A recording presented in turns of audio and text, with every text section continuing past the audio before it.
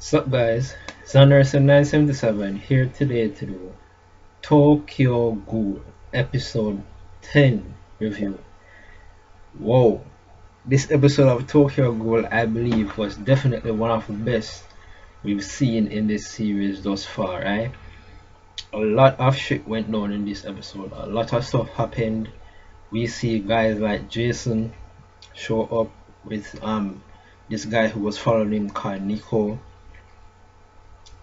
We see Toka's brother Ayato show up with a kind of skirmish between him and Toka, his sister, and he basically got the better of his sister and put her down. We get introduced to that guy that we saw at the end of last episode, Banjo, right? He was searching for Miss Rize and he wants to tell Miss Rize to run because of this new branch that is coming up called the Iogori tree, which is a band of ghouls that has about 200 members, and their leader is One-Eyed King, whoever that ghoul is. And apparently these ghouls banded together and took out all of the CCG investigators in the 11th ward. So basically that entire ward is under their control. So we know that these ghouls, they are no joke. They are pretty strong if they can overwhelm the humans to that extent. And they seem to want to go after strong members, well, that's my impression, seeing as though they want to come after Rize, but instead they Jason and his partner Nico came into Antepo, right? Yeah, I start off right there. They came into Antepo. Ayato had already entered the shop at that moment. They came in and basically Jason began to smell Rize's scent and Kaneki, and when he smelled Rize's scent and Kaneki, he was saying that that's a scent that I do not like. Then he begins beating the crap out of Kaneki, and then Kaneki got pissed and his ghoul powers emerged. His eye patch was off, so they then realized that he was a one-eyed ghoul, which piqued their interest even more. And instantly at that point, probably to basically let Kaneki go unconscious so that they could subdue him easily, Jason used his kagune and pierced his chest, took him up, then began beating him all over the place like a sadistic bastard. And yes, right, he is sadistic, blood everywhere. He's just beating Kaneki's unconscious body over and over and over and over, and he's like, oh, this is so amazing. He's not like, it seems like Kaneki's body, even for a ghoul, is very resilient. So he's beating Kaneki, he's doing all of this shit, but Kaneki's body is not that bruised, and he's just doing it over and over again. Even Ayato and the other ghouls were saying that that's enough. And Banjo even came up and said, made a suggestion that that's enough. We should we should start to be on our way to move away. And then because this dude is like in his full sadistic mode, it seemed like he was going to attack Banjo. Right as Banjo made that suggestion, then his partner Nico said, yes, that's right, let us just move on. And then instantly he thrusted his hand and basically took out a piece of his partner Nico's side. And it looked pretty weird. Like, you would expect to see organs, but there wasn't organs. There was just something that looked like the ghoul powers, something like that. So I'm not sure what happened there, but I do know that he injured his partner by thrusting his hand into his partner's side, and it seemed like a part of his side was torn off. And they said that once they get home, then they'll continue with whatever they were doing. So this guy Jason, he's a real handful. He's a real hustler. He's a problem case, no doubt. Right? He's definitely one of the more dangerous and sadistic ghouls that we've seen in this series thus far. And he's also undoubtedly strong as well. I know that for a definite fact. So they've taken away Kaneki. For what reason, we're not too sure. But they came there initially for Rize. But because of Kaneki's scent of him smelling like Rize, and they finding out that he is in fact a one-eyed ghoul. And in the ghoul world, one-eyed ghouls are not only rare, but they are the most powerful types of ghouls, which is the hybrids. So because of that fact, they decided to take Kaneki with them. I'm not sure what they will discover. I'm not sure if they will discover that eventually that Kaneki has Rize's powers. Maybe eventually, who knows?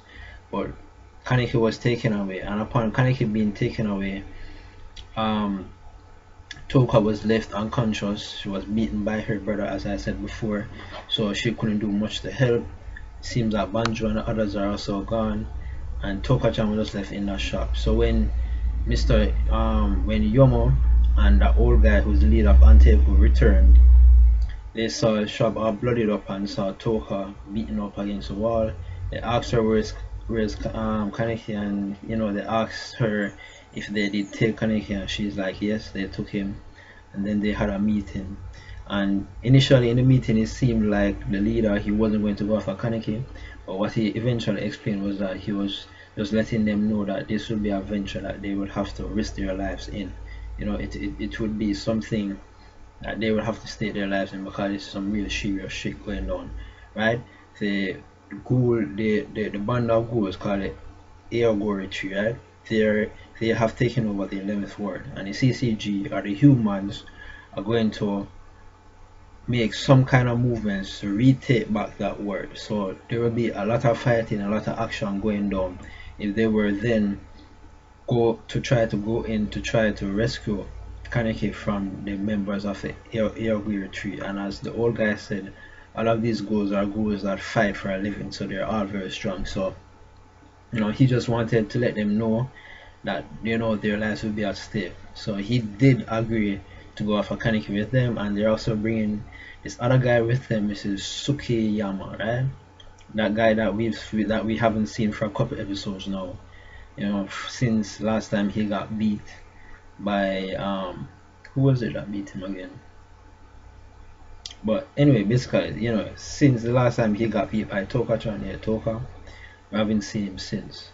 And they're frowning, but seeing as though they have a common goal, they have a common interest, I'm sure that they will appreciate the extra manpower and his strength and expertise in this regard.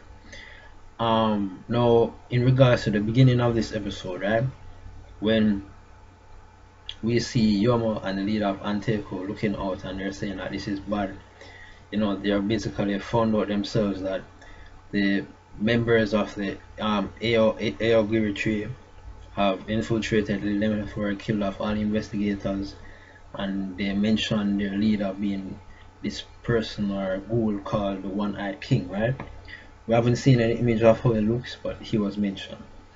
And then after that, it was the usual scene with Banjo showing up. He initially thought that because Kaneki had Rize's scent, that Kaneki was Rize's lover, and he got knocked out by accident by Kaneki's forehead, by the top of Kaneki's head. When he recovered, Kaneki was trying to tell him that Rize was no longer alive, but he basically made it sound like Rize just went off to another area. So right there, I'm not sure, it seems as if this dude Banjo probably has some feelings for Rize, who knows, because he got very pissed when he thought that Kaneki was Rize's lover. But on another note, right, this guy that has now been revealed to be part of the CCG, which is Suzuya, right? I'll call him that.